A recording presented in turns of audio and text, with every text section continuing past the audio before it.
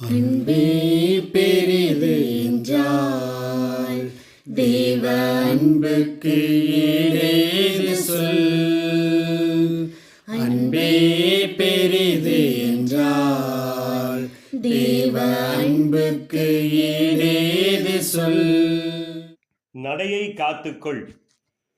பிரசங்கி 5ஆம் அதிகாரம் 1வது வசனம். நீ தேவாலயத்துக்கு போகும்போது உன் நடையை காத்துக்கொள். மூடர் பலியிடுவதைப் போல பலியிடுவதை பார்க்கிலும் செவி கொடுக்க சேர்வதே நலம். தாங்கள் செய்கிறது தீமை என்று அறியாதிருக்கிறார்கள். பெரிது என்றால் தேவ அன்புக்கு ஈடேது சொல். அன்பே பெரிது என்றால் தேவ அன்புக்கு ஈடேது சொல்.